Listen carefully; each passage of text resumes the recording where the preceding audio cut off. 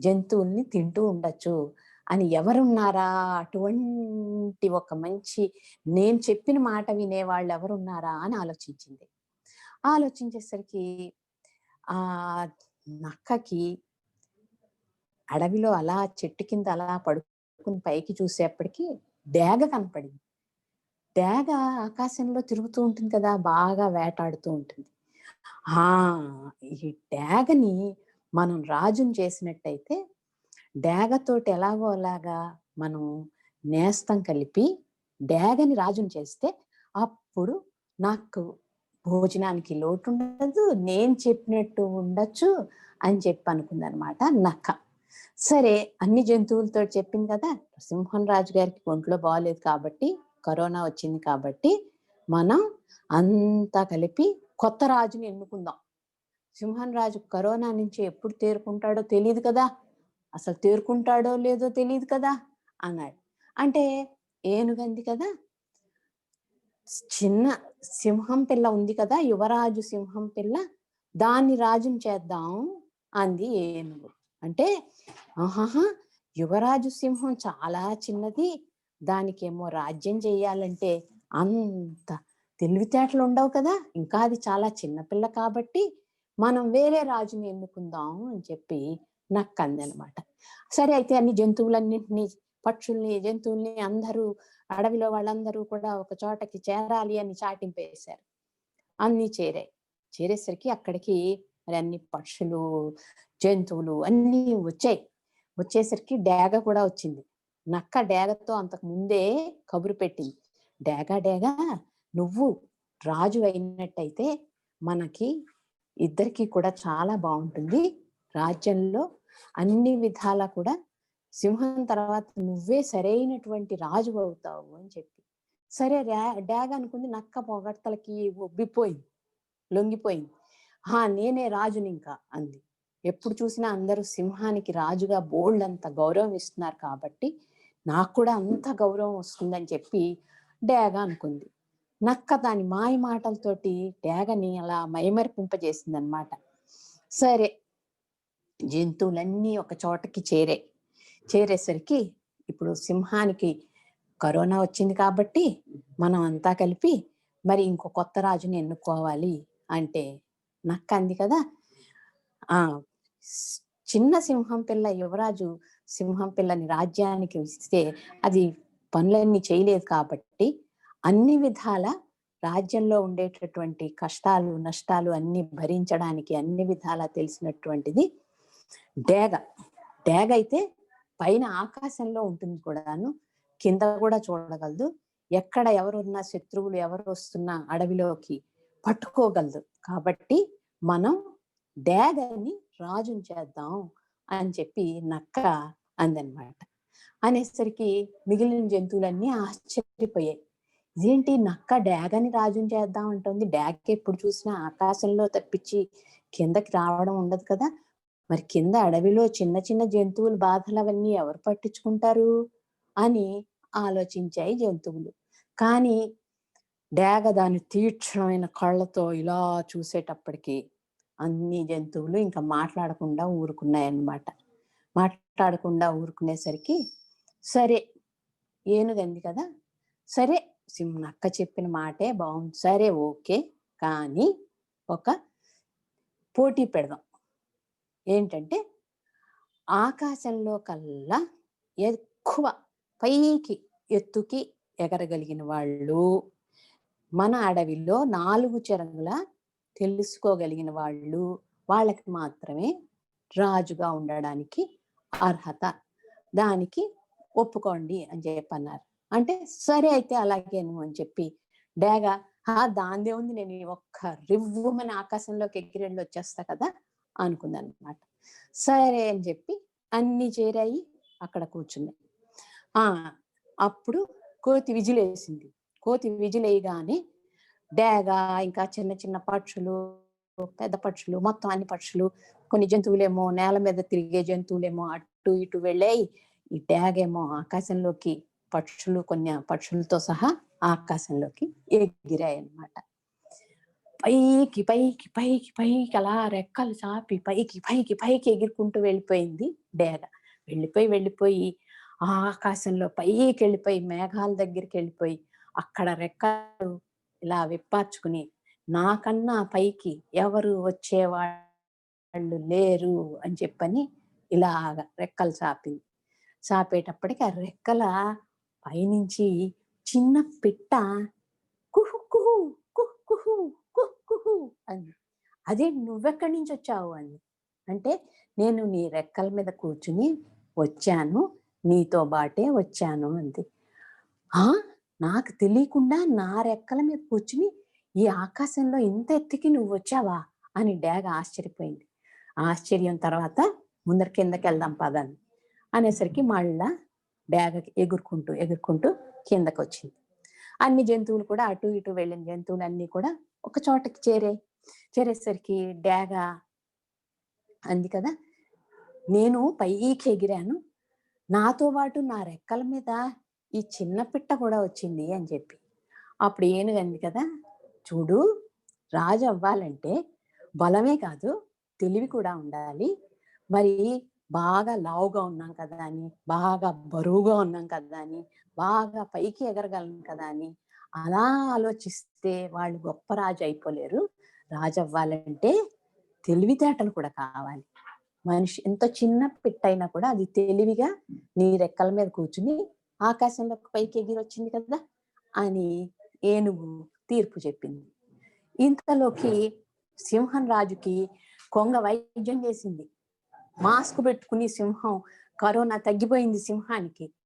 సింహం బయటకు వచ్చేసరికి సింహం రాజుకి జై అని జంతువులన్నీ అటుపోయాయి. డేగ, నేను చేసిన తప్పు నన్ను క్షమించండి, నేను ఈ నక్క మాటలు విని రాజు అయిపోదాం అనుకున్నాను, కానీ రాజు అవ్వాలంటే పైకి ఎగరడము లేకపోతే అటు ఇటు తిరగడం అదొక్కటే సరిపోదని నాకు తెలిసింది, నన్ను క్షమించండి అని జంతువులన్నింటినీ వేడుకుందనమాట. నక్క తోక ముడుచుకుని పారిపోయింది. అలాగా సింహానికి కూడా కరోనా తగ్గింది. సింహం రాజు గారు చెప్పారు కదా, అడవిలో వాళ్ళందరూ జాగ్రత్తగా ఉండండి, అందరూ మాస్కులు పెట్టుకోండి, లేకపోతే అందరికీ ఒకళ్ళకి వస్తుంది, బాగా మీరంతానేమో పీల్చే గాలి అంతా కూడా ఇదిగా ఉండాలి, నీళ్ళన్నీ బాగుండే నీళ్ళే తాగండి అని చెప్పి పిట్టలకి, జంతువులకి, తన రాజ్యంలో వాళ్ళందరికీ చెప్పిందనమాట. అప్పటి నుంచి అందరూ కూడా సింహం రాజు చెప్పిన మాట వింటూ సింహం రాజు గారి రాజ్యంలో హాయిగా ఉన్నారు. సరే, ఈ కరోనా కథ తర్వాత మీకు ఇప్పుడు ఇంకో చిన్న కథ చెప్తానంటే మీరు రాయాల్సిన కథ. ఇప్పుడు నోట్ చేసుకోండి. ఇప్పుడు పెన్ పేపర్ తీసుకుంటున్నారా? ఒక ఆకాష్ అని బాబున్నాడు. వాడు వాళ్ళ అమ్మ భోజనం పెడితే నాకొద్దు అన్నాడు. నాకొద్దు అని పేచి పెట్టాడు. భోజనం వద్దు అంటాడు. వాళ్ళమ్మ కంచంలో అన్నం పెట్టింది, పప్పు వేసింది, కూర వేసింది, అన్ని పెట్టింది. నాకొద్దు అని పేచి పెడుతున్నాడు అనమాట. అప్పుడు ఏం జరిగిందంటే, ఆకాష్కి ఎలా అయినా బుద్ధి చెప్పాలి అనుకున్నాయి ఆహారంలో ఉండే పదార్థాలన్నీ. అందుకని ఆకాష్ కంచం తీసుకొచ్చి వాళ్ళమ్మ అక్కడ పెట్టగానే ఆకాష్ నాకొద్దు అన్నాడు. అంటే సరే, వాళ్ళ అమ్మ అక్కడ పెట్టేసి నీ ఇష్టం, తింటే తిని లేకపోతే లేదని వెళ్ళిపోతే అప్పుడు ఏం జరిగింది, ఆకాష్కి తెలిసి వచ్చేలాగా ఆ కంచంలో పెట్టిన కూర, పప్పు అవన్నీ కూడా ఆకాష్కి బుద్ధి చెప్పాయి. ఎలా బుద్ధి చెప్పాయో మీరు ఆలోచించి కథ తయారు చేయాలి. ఆకాష్ ఆకలి వేసేలాగా కంచంలో పెట్టిన అన్ని పదార్థాలు ఏం చేశాయో మీరు కథ రాయాలి. మీరు మీ తెలివితేటల్ని ఉపయోగించి మీ ఆలోచనలని, ఊహలని పదును పెట్టి ఆ కథ రాయండి. రాస్తే అప్పుడు నేను ఆలోచించండి. మనం ఈ సెషన్ అయ్యే లోపల మనం 4-5 ఇంకా ఒక 10 నిమిషాలు టైం ఇస్తున్నాను మీకు. ఆ 10 నిమిషాల్లో మీరు అది ఆలోచించి కథ రాయాలన్నమాట. ఏం లేదు, చిన్న ఆలోచన చేయండి అంతే. ఆకాష్కి వాళ్ళ అమ్మ భోజనం బతిమాలితే తినని ఆకాష్ అన్నం కోసం, ఆ భోజనం కోసం అని ఏడ్చేలాగా చేశాయి కంచంలో పెట్టిన పదార్థాలు. ఎలా చేశాయో మీరు రాయాలి. ఆలోచించండి. మీరు బుర్రకి పదును పెడతారా? పదును పెట్టండి, సరేనా? ఇప్పుడు మనం ఇంకో పెన్సిళ్ళ కథ చెప్పుకుందాం. పెన్సిళ్ళ కథ చెప్తాను మీకు. ఒక షాప్లో 2 పెన్సిళ్ళు ఉన్నాయి. ఒక పెన్సిల్ ఎర్ర పెన్సిల్, ఒక పెన్సిల్ నీలం పెన్సిల్. 2 పెన్సిళ్ళు ఉన్నాయి. ఉండేసరికి ఆ షాపులో ఆ 2 పెన్సిళ్ళకి కొనుక్కోవడానికి ఎవరో వచ్చారు. వచ్చి నీలం పెన్సిల్ని ఒకళ్ళు కొనుక్కెళ్ళారు, ఎర్ర పెన్సిల్ ఒకళ్ళు కొనుక్కెళ్ళారు అనమాట.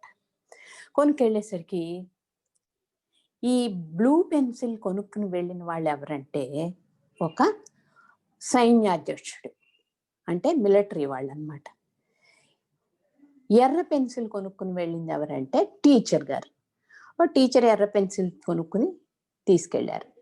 టీచర్ గారు ఎర్ర పెన్సిల్తో ఏం చేస్తూ ఉంటారు? పరీక్ష పేపర్లు దిద్దుతారు, మీ నోట్స్లు దిద్దుతారు, మార్కులు వేస్తారు కదా. అవును. అలాగే ఆ మిలిటరీ ఆయన ఏం చేశాడు? ఆ బ్లూ పెన్సిల్ తీసుకెళ్ళి ఒక మ్యాప్ తయారు చేశాడు. తయారు చేసి ఆ మ్యాప్లో మనకి శత్రువుకి ఉండే సరిహద్దు దగ్గర ఎక్కడెక్కడ శత్రువుల్ని ముట్టడించాలో మ్యాప్ తయారు చేశాడనమాట. మ్యాప్ తయారు చేసేసరికి ఆ మ్యాప్లో పాయింట్స్ అన్నీ బ్లూ పెన్సిల్ తోటి గుర్తులు పెట్టాడు. ఎలా వెళ్ళాలి, ఆ శత్రువుల్ని ఓడించడానికి ఎక్కడ బాంబు పెట్టాలి, అవన్నీ తయారు చేశాడు. సరే, శత్రువులందరికీ బాంబు పెట్టడానికి ఏర్పాట్లు చేశారు. ఇక్కడ స్కూల్లో టీచర్ గారేమో రెడ్ పెన్సిల్ తోటి పిల్లల నోట్స్ దిద్దారు, పరీక్ష పేపర్లు మార్కులు దిద్దుతున్నారు. ఇక్కడ ఏం జరిగింది? ఆ శత్రువుల మీద ఒక చోట బాంబు పెట్టాలనుకున్నారు కదా, బాంబు వేశారు. వేస్తే అందులో కొంతమంది అటువైపు సైనికులు చనిపోయారు, ఇటువైపు సైనికులు చనిపోయారు. చాలా మంది ఏమో కాళ్ళు చేతులు దెబ్బలు తగిలాయి. అలా జరిగిందనమాట. ఈ టీచర్ గారి క్లాస్లో ఉండే ఒక పిల్లవాడికి అందులో ఉండే పిల్లవాడు ఏడుస్తూ కూర్చున్నాడు. క్లాస్లో కూర్చుంటే ఏమైంది అని అడిగారు. అడిగితే టీచర్ మా డాడీ యుద్ధంలో ఉంటారు,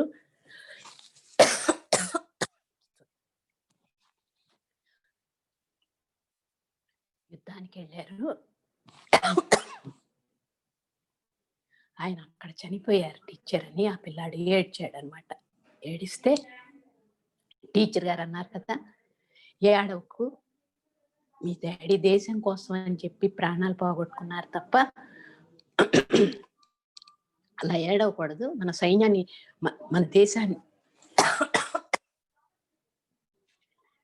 దేశాన్ని బాగా కాపాడేటటువంటి సైనికుల గురించి మనం అలా బాధపడకూడదు, అందరికీ మనం వాళ్ళకి సాల్యూట్ చేయాలి కానీ అని చెప్పారు టీచర్ గారు. అనేసరికి ఆ పిల్లవాడికి చెప్పి ఓదార్చారు. ఓదార్చిన తర్వాత 2 రోజులు గడిచేసరికి ఒక డస్ట్బిన్లో ఎర్ర పెన్సిల్ చేరింది, నీలం పెన్సిల్ చేరింది. నీలం పెన్సిల్ ఎర్ర పెన్సిల్ మాట్లాడుకున్నాయి. నువ్వు నేను ఓ చోట నుంచే వచ్చాను కదా అని. అవును, నేను ఓ సైన్యాధ్యక్షుడి దగ్గరికి వెళ్ళాను అని నీలం పెన్సిల్ గర్వంగా చెప్పింది. సైన్యాధ్యక్షుడి దగ్గరికి వెళ్ళాను, అక్కడ వాళ్ళు శత్రు సైనికుల మీద దాడి చేయడానికి మ్యాప్ తయారు చేశారు.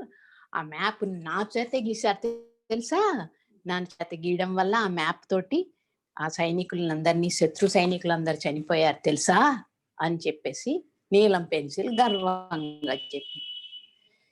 ఎర్ర పెన్సిల్ అంది కదా, నువ్వు వాళ్ళందరూ చాలా మంది చచ్చిపోయారు, చాలా మందికి దెబ్బలు తగిలాయి అని చెప్పి నువ్వు గర్వపడుతున్నావా?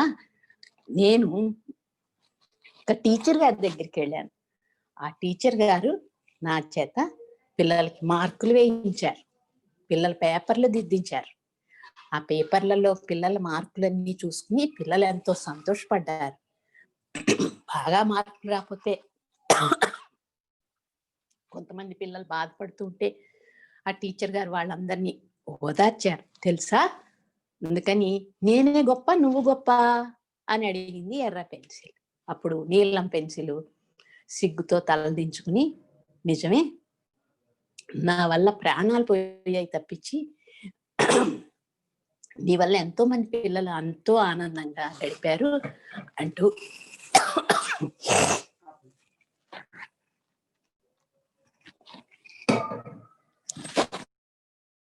అని నీలం పెన్సిల్ సిగ్గుపడింది అనమాట.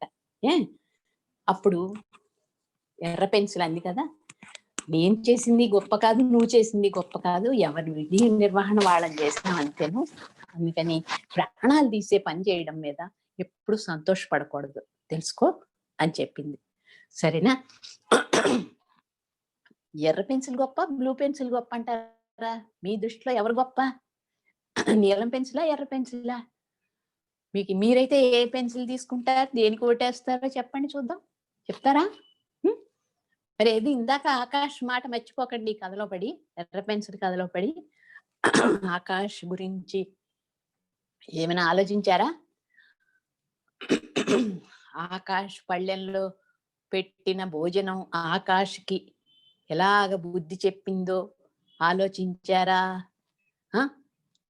ఆలోచించారా లేదా? ఏంటి ఇంకా ఆలోచిస్తూ ఉన్నారు కదా? సరే, ఆలోచించండి, ఇంకా టైం ఉంది కదా. మీరు వాట్సాప్లో మళ్ళీ పంపించవచ్చు మేడంకి. సరే, ఇప్పుడు మళ్ళీ ఇంకొక కథలోకి వెళ్దాం. మీరు ఎవరైనా ఒకళ్ళు కథ చెప్తారేమో అని ఎదురు చూస్తున్నాం మేము. మరి ఎవరైనా కథలోకి వస్తారా? సరే, అయితే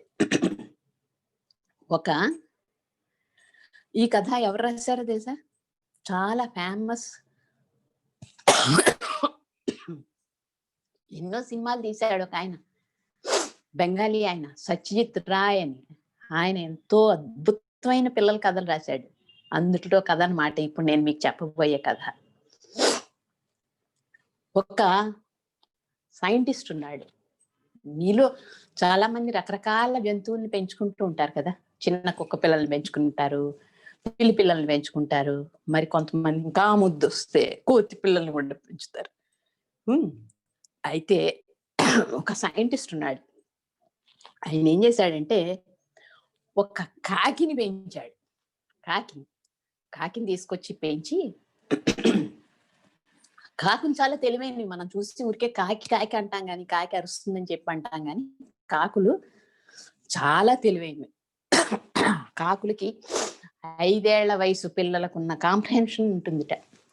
ఎలా అంటే కాకులు ఎంత తెలివైనవని ఎలా కనిపెట్టారంటే, ట్రాఫిక్ నడిచే చోట ఉండే రోడ్లో ట్రాఫిక్ లైట్లు ఉండే చోట తెల్ల మార్కులు ఉంటాయి కదా, అక్కడ ఒక బ్రెడ్ ముక్క వేస్తే కాకి ట్రాఫిక్ వెళ్ళేటప్పుడు రోడ్డు క్రాస్ చేయలేదుట. రోడ్లో వెహికల్స్ వెళ్ళేటప్పుడు ఆ బ్రెడ్ తీసుకోలేదు. ట్రాఫిక్ ఎర్ర లైట్ పడినప్పుడు వెళ్ళి ఆ బ్రెడ్ ముక్క తీసుకుంది. అంటే కాకి ఎంత కాంప్రహెన్షన్ ఉందో, అది అబ్జర్వేషన్ ఎంత ఉందో దాన్ని పరిశీలించారన్నమాట. అలాగా ఈ సైంటిస్ట్ ఏం చేశాడంటే కాకిని తెచ్చి దానికి అన్ని నేర్పించాడు. కాకి రకరకాలైనటువంటి చిన్నగా అది పెన్ను తీసుకురా అంటే తీసుకురావడం, అవన్నీ నేర్పించాడు. కాకి చాలా లెక్కలు చేయడం, అంటే లెక్కలంటే 2 into 2 ఎంత అని అడిగితే అక్కడ ఉండే అంకె తీసి పెడుతుంది అనమాట. అలా నేర్పే ట్రైనింగ్ ఇచ్చాడు ఆ కాకి. ఒక సెమినార్ జరిగింది. ఈ కాకిని తీసుకెళ్ళి కాకి చాలా తెలివిగా ఉంటాయి, కాకులకి ఎంతో కాంప్రహెన్షన్ ఉంటుంది అన్నాడు. మేము నమ్మం అన్నారు అక్కడ సెమినార్కి వచ్చిన వాళ్ళు. చూడండి చూపిస్తా అన్నాడు. అని మల్టిప్లికేషన్ ఎలా చేయగలవో చూపించాడు. అలాగే ఈ ట్రాఫిక్ సిగ్నల్ది కూడా చూపించాడు. ఓ, ఇట్స్ రియల్లీ వండర్ఫుల్ అన్నారు మిగిలిన వాళ్ళందరూ. సరే, అందరూ కొంతమంది మెచ్చుకుంటారు, కానీ అందులో ఒక సైంటిస్ట్ ఉన్నాడు. వాడు చాలా చెడ్డవాడనమాట, విలన్. వాడికి ఈ కాకిని ఎలా అయినా లాగేద్దామనేసి ప్లాన్ వేశాడు. ప్లాన్ వేసి మాట్లాడకుండా పైన కాముగా ఊరుకుని, ఈ సైంటిస్ట్ తన రూమ్కి వెళ్ళిపోయాక ఈ చెడ్డవాడు ఉన్నాడే, వాడు ఏం చేశాడంటే ఈ కాకిని వాడు పక్కన పెట్టుకుని, ఆయన నిద్రపోతున్నాడు భోంచేసి, నిద్రపోతుంటే వెళ్ళాడు, గత్తాళం తీసుకుని లోపలికి వెళ్ళాడు. ఆ కాకిని నెమ్మదిగా చంకలో పెట్టుకున్నాడు, తెచ్చాడు. తెచ్చి కారు ఎక్కించుకున్నాడు. ఎక్కించుకుని వెళ్ళడం మొదలెట్టాడు, పారిపోవడం. అప్పుడు ఏమైంది, ఈ కాకి కావు కావు కావు కావు అని అరిచింది. అరిచేప్పటికి కాకిని ఈ సైంటిస్ట్, మన నిద్రపోయే పెంచిన సైంటిస్ట్ ఉన్నాడు కదా, ఈ సైంటిస్ట్ కి కాకి ఒక సెన్సర్ పెట్టాడు అనమాట. కాకి ఎక్కడికి వెళ్తే అప్పుడు అక్కడ అది అతనికి తెలుస్తూ ఉంటుంది. అందుకని గబామని నిద్రలోంచి మెళుకు వచ్చి లేచి చూశాడు, కాకి కనపడలేదు. వెంటనే సెన్సర్ ని ఎక్కడుందని లొకేషన్ చూస్తాడు. చూసి కాకి ఎక్కడికి వెళ్తుందో చూశాడు. చూసి వెంటనే కారు వేసుకుని దాని వెనకాల పడ్డాడు. వెనకాల పడేసరికి వెనకాలే వెళ్తున్నాడు. ముందేమో ఆ కాకిని పట్టుకున్నవాడు స్పీడ్ గా తోలేసుకుని వెళ్ళిపోతున్నాడు కారు. అప్పుడు ఏం చేసిందంటే ఆ కాకి వీడిలా స్పీడ్ గా కారు తోలుకుంటూ వెళ్తుంటే ఈ దొంగ సైంటిస్ట్ ఉన్నాడే, కాకి దొంగ, ఈ దొంగ సైంటిస్ట్ కి బాగా పెద్ద కళ్ళజోడు అనమాట. వాడికి ఆ కళ్ళజోడు లేకపోతే కనబడదు. కాకి చూసింది, ఎట్లా తప్పుకోవాలా అని ఆలోచించి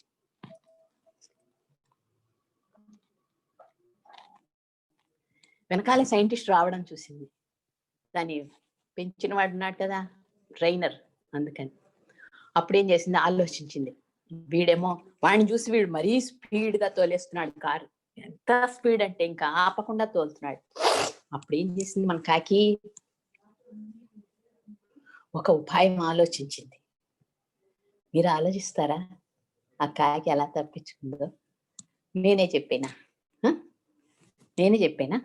ఆలోచించండి. కాకి తప్పించుకుంది. ఎలా తప్పించుకుందో చూడాలి మరి. తప్పించేసుకుంది అంతే. కాకి అక్కడ వాడి దగ్గర నుంచి క్షేమంగా తప్పించుకుంది. ఎలా తప్పించుకుందో చూడాలి. మరి ఎవరైనా ఫీడ్బ్యాక్ ఇస్తున్నారా? నేనే తప్పించేనా మీకు కూడా? ఎలా తప్పించుకుందంటే, కాకి ఏం చేసింది, వీడేమో 120 స్పీడ్లో పోతున్నాడు, వెనకాల వాడు ఇంకా స్పీడ్గా వస్తున్నాడు. అందుకని ఈ కాకి ఏం చేసింది, చటుక్కుని చూసి అటు ఇటు చూసి దాని ముక్కుతోటి లటక్మని ఆ కారు డ్రైవ్ చేస్తున్నాడు కదా దొంగ సైంటిస్ట్, ఆ వాడి కళ్ళజోడు పీకేసరికి వాడికి కళ్ళజోడు లేకపోతే ఏం కనపడదు. ఆ కళ్ళజోడు లాగేసింది, ముక్కుతో లాగేసి చటుక్కుమని పడేసింది కింద. వాడు ఏంటంటే కారు ఎంత స్పీడ్గా తోలుతున్నాడంటే, వాడు ఒక్కసారి చక్రం వదిలిపెట్టి కింద సీట్లో పడిపోయిన కళ్ళజోడు వెతుక్కుని తీసుకునే అంత టైం లేదు వాడికి. ఈ లోపల ఏం జరిగింది, స్పీడ్గా వెళ్ళడంలో ఎదురుగుండా చెట్టుకు ఢీ కొట్టేశాడు అనమాట. రోడ్డు మీద వెళ్ళి చెట్టుకు ఢీకునేసరికల్లా కారు ఢీకుంది. కాకి కాస్త చట్టుకుమని లేచి బయటకు వచ్చేసింది, కిటికీలోంచి వచ్చేసి దాని యజమాని సైంటిస్ట్ దగ్గరికి వచ్చేసి వాడి భుజం మీద కూర్చుంది. అలా కాకి తెలివిగా విలన్ చేతుల్లోంచి తప్పించేసుకుంది. వాడు దీన్ని దొంగతనం చేసేసి పారిపోదాం అనుకున్నాడు. కానీ తెలివిగా ఏం చేసింది మన కాకి, వాడిని పట్టించేసింది అనమాట. వాడిని పట్టించేస్తే వాడే మోసం, యాక్సిడెంట్ అయింది ఓ పక్కనేమో దెబ్బ తగిలింది, సారీ అన్నాడు. సరే, మీరు ఇంకో రకంగా ఏమైనా కాకి ఉపాయంతో తప్పించుకోగలదేమో చూడండి, ఆలోచిస్తారా?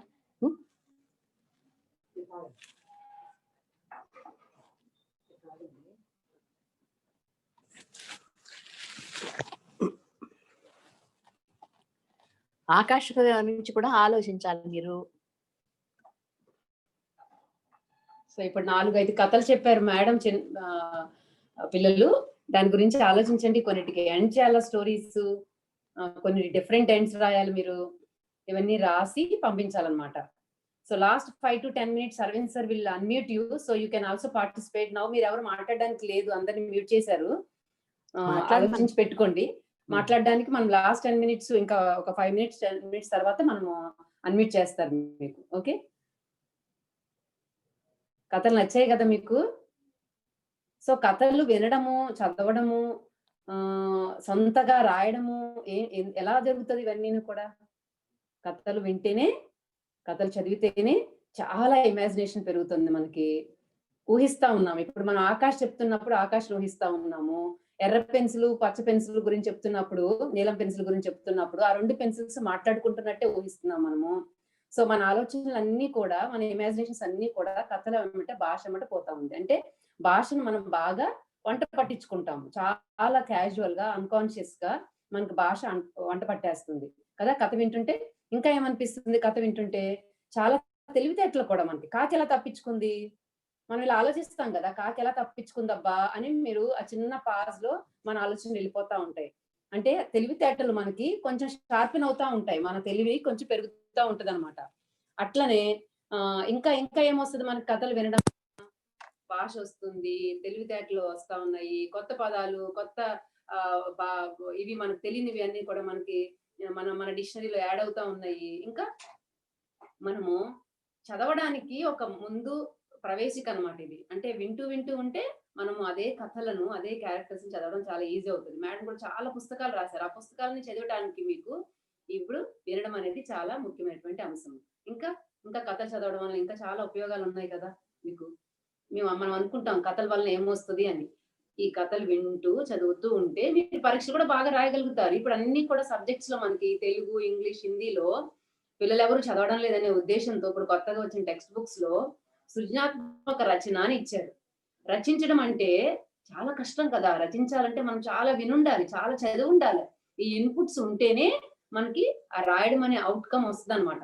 దానికి ఇది ఒక మంచి ప్రిపరేషన్.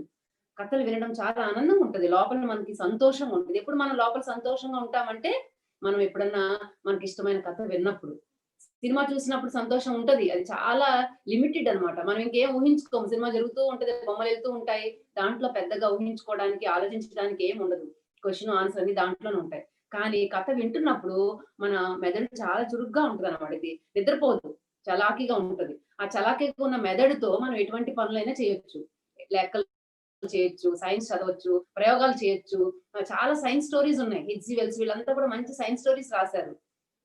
మరి తెలుగులోనైనా, ఇంగ్లీష్ లోనైనా, తెలుగు చాలా ఇష్టంగా చేయొచ్చు మనము.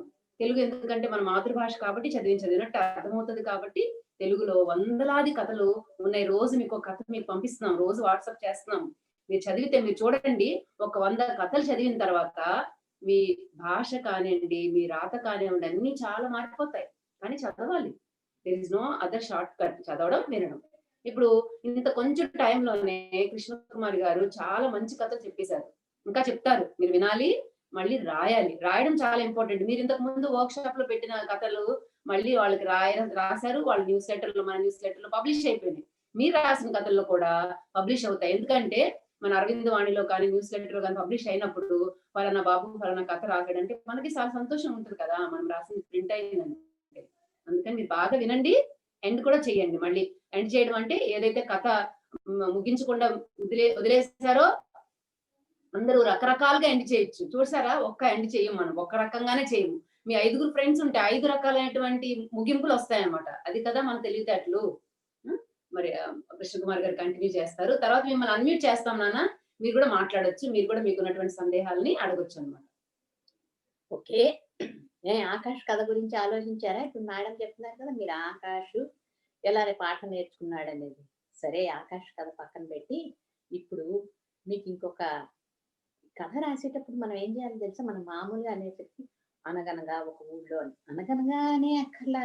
కథ ప్రారంభించాలి అంటే మనం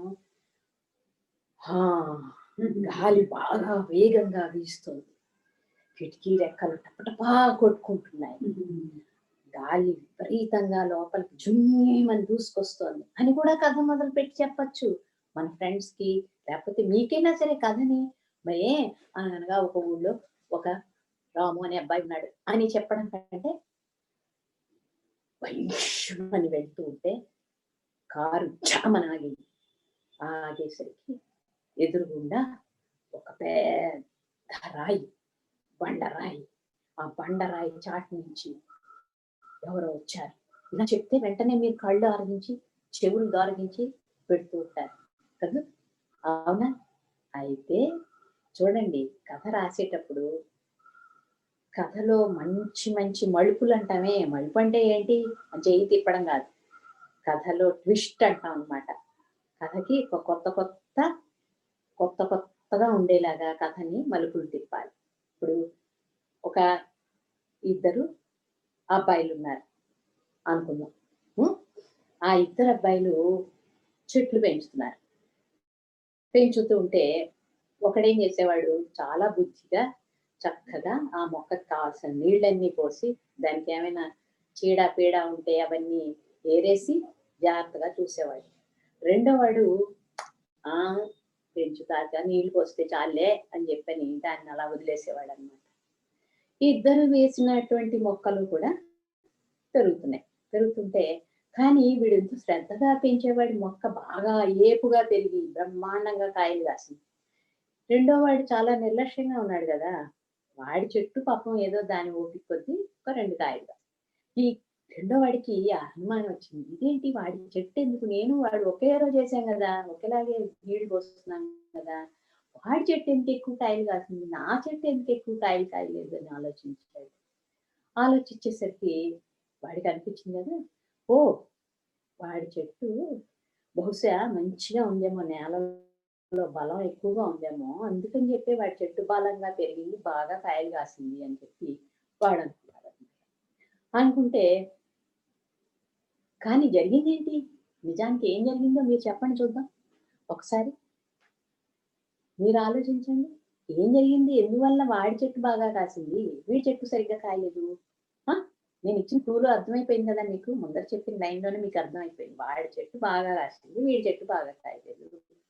ఎందువల్ల కాయలేదు అంటే వాడి చెట్టు ఒకేసారి వేశాడు, వీడు ఒకేసారి వేశాడు, వీడు నీళ్లు పోసాడు, వాడు నీళ్లు పోసాడు. కానీ వాడు చాలా శ్రద్ధగా ఆ మొక్కకి కావాల్సినటువంటి నీళ్లు పోయడమే కాకుండా వీడు ఆ మొక్కకి నీళ్ళు ఎలా పోసేవాడు, ఇలా నిలబడి ఒక మగ్గు తెచ్చి అలా పోసేవాడు. వాడు మాత్రం జాగ్రత్తగా ఆ మొక్కకి పాదు చేసి ఆ మొక్కలో ఉండేటటువంటి నీళ్లు నెమ్మదిగా ఇంకేలాగా పోస్తూ ఉండేవాడు అనమాట. అలాగే దానికి బాగా ఎరువు తెచ్చి వేసేవాడు. వీడు ఆ ఎరువుల గురించి ఏం పట్టించుకోలేదు. అందువల్ల ఏమైంది, వాడి మొక్క బాగా పెరిగింది. రోజు వాడి మొక్కతోటి వాడు బాగా కబుర్లు చెప్తూ ఉండేవాడు. ఈవేళ 2 ఆకులు వేసింది నా మొక్క అని, నువ్వు ఎప్పుడు బాగా పూలు పూస్తావు, ఎప్పుడు కాస్తావు అంటూ అలా దాంతో మాట్లాడుతూ ఉండేవాడు. కానీ వీడేంటి అంటే మొక్కతో మాట్లాడేది ఏంటి అని చెప్పి మొక్కకి కాసిన నీళ్లు పడేసి పైనుంచి ఇలా చెంబుడు నీళ్లు దెమ్మరించేసి పోతూ ఉండేవాడు అనమాట. అందువల్ల వీడికి వాడి మొక్క మీద ప్రేమ లేదు, కానీ రెండో వాడికి ఆ మొక్క అంటే ఎంతో ప్రేమ.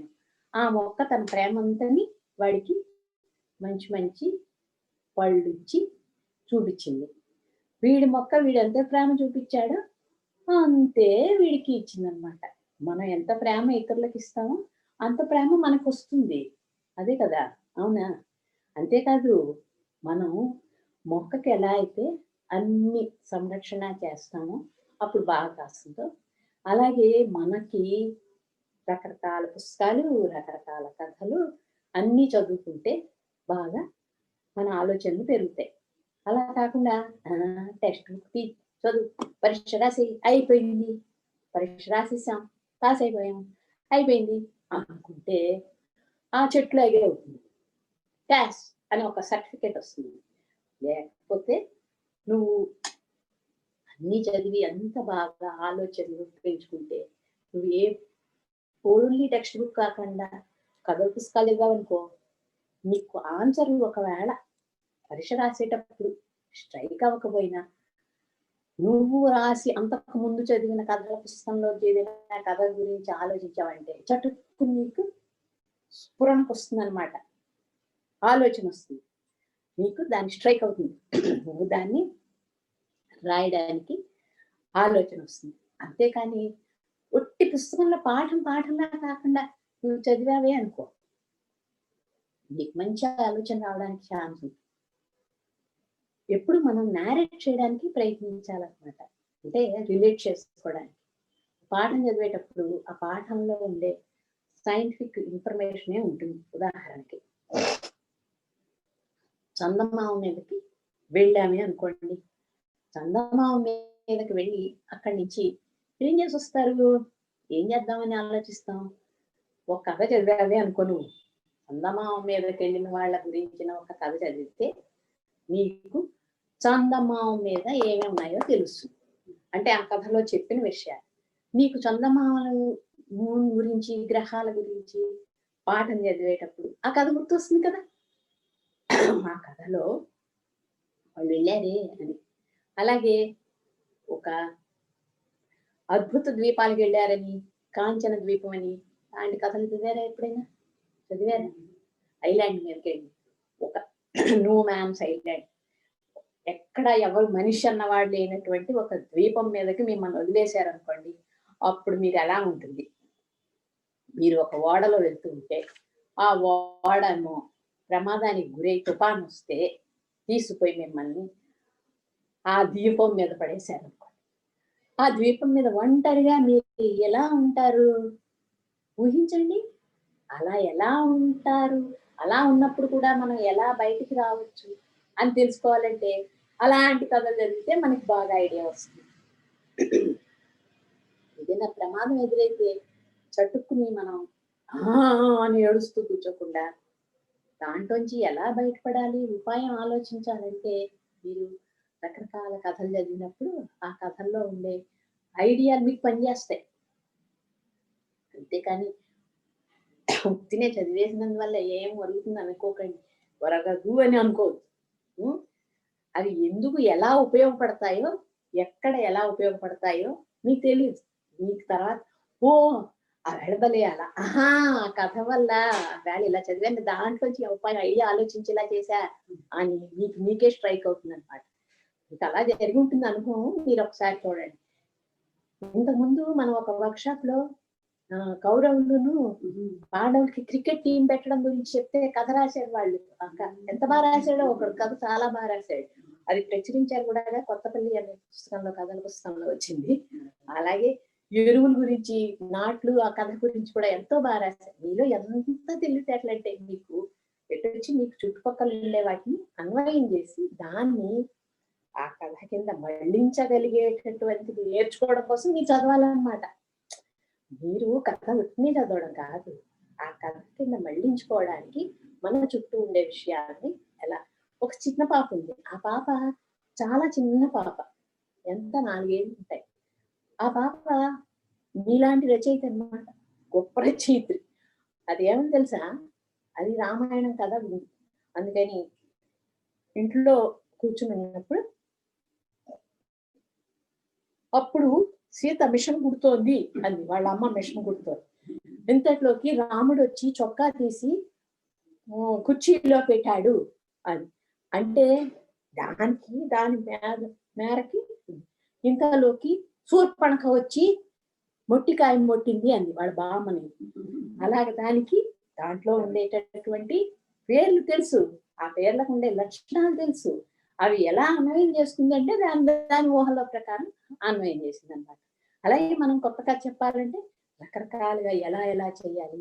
అలాగే కథలో పాత్రల పేర్లు పెట్టేటప్పుడు మీకు బోల్డన్ని రకాలైనటువంటి మంచి ఐడియాలు ఉంటాయి.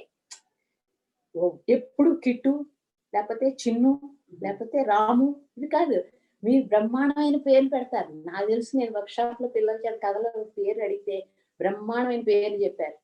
హామ్, హీమ్ అని, ధూమ్, అలాంటి రకరకాలు, ఆటం, అలాంటి పేర్లు కూడా పెట్టి కథలు రాయొచ్చు అనమాట. రాస్తారా? రాసేయండి. మరి అయితే ఆకాశ కథ ఎంతవరకు వచ్చింది? ఏమేమి చేయాలి ఒకసారి చెప్పండి మేడం. టాస్క్ తర్వాత మీకు ఆకాష్ ఆకలేదు అని చెప్పేసి ఆకలేట్లేదు అని వాళ్ళ అమ్మతో అంటే కంచంలో ఉండే పదార్థాలు ఆకాష్కి బుద్ధి చెప్పాయి. ఎలా చెప్పాయి అనేది ఒక కథ మీరు రాయాలి. ఆకాష్ వద్దన్న భోజనం ఆకాష్కి ఎలా బుద్ధి చెప్పింది, ఇది మీరు రాయాల్సిన కథ కదా. అలాగే కాకి సైంటిస్ట్ దగ్గర నుంచి, దొంగ సైంటిస్ట్ దగ్గర నుంచి ఎలా తప్పించుకుందో మీరు ఇంకొక ట్విస్ట్ ఇవ్వండి. వాడి కళ్ళజోడు పీకేసి పారిపోయింది ఆ కథలో, కానీ మీరేం చేస్తారో అది ఇవ్వండి. తర్వాత మనం మొదట చెప్పుకున్న కథ ఉంది కదా, ఫస్ట్ కథ. ఆ ఫస్ట్ కథలో కూడా సింహానికి కరోనా వచ్చింది. సింహానికి కరోనా వస్తే డాగ్ అని చిన్న పిట్ట ఓడించింది. అలా కాకుండా ఇంకో రకంగా కూడా ఏదైనా ఓడించేందుకు వేరే జంతువుని తీసుకుని రాయొచ్చు మీరు. ఏదైనా వేరే జంతువు ఆ డాగను ఓడించడాన్ని తాను రాజు అవ్వడానికి కొన్ని కారణాలను ఎలా చూపించేటటువంటిది చేయగలిగింది అని మీరు ఆలోచించి ఏదైనా జంతువుని మీరు రాయొచ్చు. అలాగే ఈ 3 ట్రై చేయండి. మరి 3 ట్రై చేస్తే మీరు వెళ్ళి ఒక ద్వీపం మీద ప్రమాదవశాత్తు మీరు ఎవ్వళ్ళు లేని చోట ఒక ద్వీపంలో చిక్కుపోయారు. ఒక ద్వీపంలో చిక్కుకుపోతే మీరు ఏం చేస్తారు?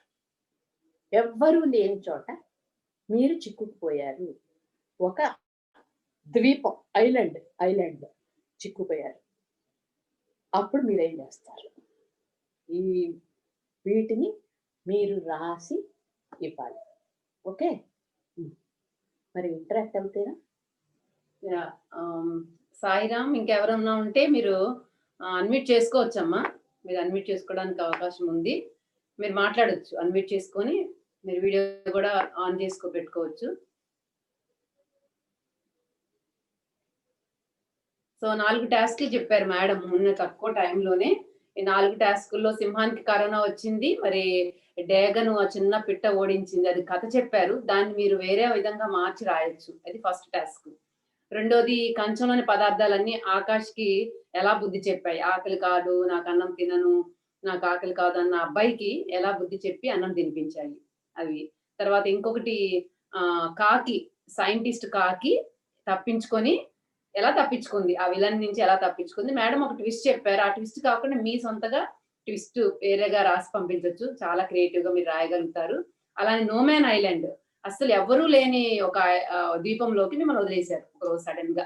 అక్కడ నుంచి మీరు ఎలా వచ్చారు, ఎన్ని మలుపులు తిప్పుతారు మీ కథను అనేది మీ ఇష్టం. మీరు రాసేటప్పుడు మాకు తెలుగు బాగా రాదు, స్పెల్లింగ్స్ మిస్టేక్స్ అవుతాయి, గ్రామర్ రాదు, వీటి గురించి ఏమీ వరి అవ్వద్దు. మీరు ఎలా రాసినా మేము అర్థం చేసుకోగలుగుతాము. మీరు మీ సొంత భావాలు పెట్టడం అనేది చాలా ఇంపార్టెంట్. మీ ఇమాజినేషన్స్ పేపర్ మీద పెట్టడం అనేది చాలా ఇంపార్టెంట్. మరి టైం అయిపోతా ఉంది. మీరు ఎవరన్నా డౌట్స్ ఉంటే అడగొచ్చు. దాదాపు ఒక 10 కథలు చెప్పేశారు మేడం. చిన్న చిన్న కథలు, పెద్ద కథల్ని చిన్నగా చేసి చెప్పేశారు మీకోసం. చాలా స్వీట్ వాయిస్ తో చాలా సంతోషంగా చెప్పారు. చెప్పడంలో చాలా ఆనందం ఉంది మేడంకి. అందుకని అవన్నీ మీకు రీచ్ అవుతాయి. ఎవరైతే ఇప్పుడు వినలేదో వీళ్ళందరికీ మళ్ళీ పంపిస్తారు. బట్ మీరు ఈ టాస్క్ మాత్రం చేసి మళ్ళీ పంపిస్తే మేము చాలా ఆనందిస్తాము. దాన్ని మళ్ళీ ప్రచురణలోకి తీసుకొని వస్తాము. ఇంకెవరన్నా అన్మ్యూట్ చేసుకొని మాట్లాడొచ్చు. మాట్లాడాలంటే పిల్లలు మీరు మాట్లాడితే మీకు డౌట్స్ ఏమన్నా ఉంటే అన్మ్యూట్ చేసుకోండి అన్న, చెప్పండి. మ్యామ్, కాకి ఆ గ్లాస్ కిందకి వచ్చే బటన్ నొక్కి కార్లో నుంచి పారిపోవచ్చు కదా మ్యామ్? బటన్ నొక్కి బయటకు పారిపోవచ్చు. కానీ దానికి ఆ బటన్తో వెతకాలి. అది కూడా నువ్వు బానే ఉంది, మంచి ఐడియా. గుడ్. ఇంకా ఏమైనా ఐడియా చెప్పు. ఆకాష్ గురించి ఆలోచించలేదా నువ్వు? కాకి తప్పించుకోవడం గురించి బాగా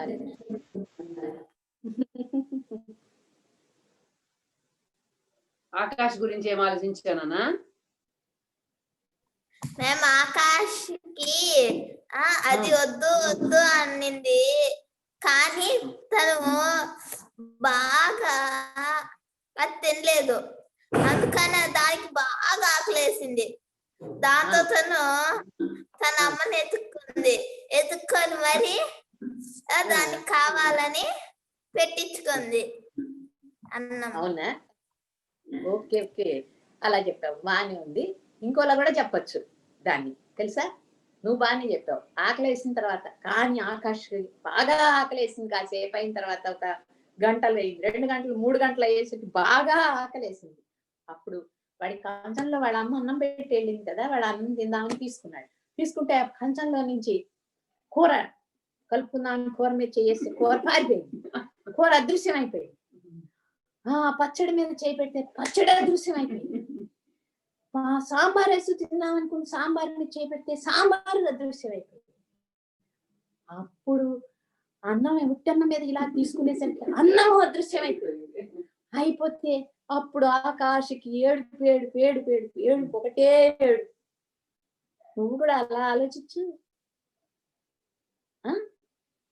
ఏంటి అట్లా కూడా మీరు ఎవరైనా అలా ఏడుపుతో కింద భూమి మొత్తం వర్షంతో నిండి తడిసిపోతుంది. అవును అవును. ఇలా మరి ఇంకో రకంగా కూడా చెప్పండి, సరేనా? ఇంకా నెక్స్ట్ ఇంకెవరైనా? సో చాలా ఆలోచనలు ఉంటాయి మీకు, అవన్నీ పేపర్ మీద పెడుతూ ఉంటే కూడా మనకు చాలా సంతోషం వస్తుంది. సో రాయడం వలన, వినడం వలన ఇవన్నీ ఏర్పడితే మనకి భాష బాగా రావడం, తెలివితేటలు పెరగడం, మన ఇమాజినేషన్ ఇంప్రూవ్ అవ్వడం, మంచి చెడులు తెలియడము, క్యారెక్టరైజేషన్ లో మనం ఆ క్యారెక్టర్ అయిపోవడము. ఇక్కడ కాకిలా అయిపోతాము, లేకపోతే సైంటిస్ట్లా అయిపోతాము, లేకపోతే డేగలు అయిపోతాము, లేకపోతే చిన్న పక్షులు అయిపోతాము, ఏ హీరోయిక్ క్యారెక్టర్స్ ఉన్నాయి వాళ్ళలోకి వెళ్ళిపోతాము. అంటే ఆ ఊహలు అలా తీసుకెళ్తాయి మనని. ఇవన్నీ ఉండడం వలన మేడం ఇందాక ఒక మాట అన్నారు, స్ఫురిస్తుంది అని. మీకు ఆన్సర్ పేపర్ లో కూడా కరెక్ట్ ఆన్సర్ స్ఫురించడానికి మీ బ్రెయిన్ చాలా ఫాస్ట్ గా యాక్టివ్ గా ఉంటే స్ఫురిస్తుంది. ఆ స్ఫురించాలంటే మీరు చాలా కథలు వినుండాలి, చాలా కథలు చదివి ఉండాలి. ఆ స్ఫురించడం అనేది చాలా మంచి గుణం, అది మనకి సహజంగా ఉంటది అనమాట. దాన్ని యాక్టివేట్ చేయాలంటే మనం కొన్ని ఇన్పుట్స్ ఇవ్వాలి లోపల. బాగా వినడము, కథల్ని బాగా చదవడం, ఈ 2 చేస్తే సహజంగా మీకు ఎగ్జామ్స్ లో కూడా, మీ కాంపిటేటివ్ ఎగ్జామ్స్ లో కూడా మీకు ఆన్సర్ స్ఫురిస్తుంది. ఇంకొకటి భయం లేదు. ఇప్పుడు సాయిరామ్ చక్కగా అడిగాడు, చక్కగా చెప్పాడు. సో భయం లేకుండా మాట్లాడడానికి కూడా కథలు వినాలి. మళ్ళీ దాంట్లో ఉన్నటువంటి సొల్యూషన్స్ అన్ని కూడా మనకు తెలిసిపోతాయి. మనకి నిజ జీవితంలో సమస్యలు వచ్చినప్పుడు మనము తప్పించుకోవడానికి, లేదంటే దాన్ని దాటివేయడానికి అవకాశం మనకు వస్తుంది అనమాట. ఇంకా ఎవరన్నా మాట్లాడతారా? అన్మ్యూట్ చేసుకోండి అమ్మా.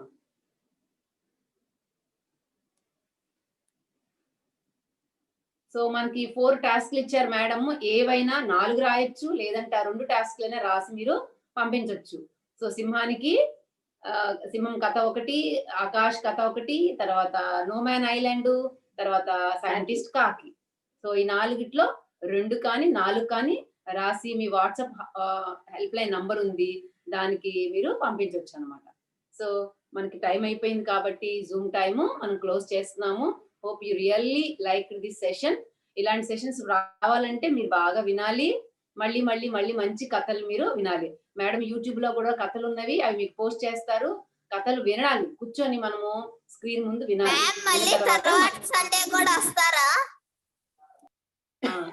మీరు బాగా అనిపిస్తే మీరు కథలు రాస్తే వస్తారు, మీరు కథలు రాసి పంపిస్తే వస్తారు కదా.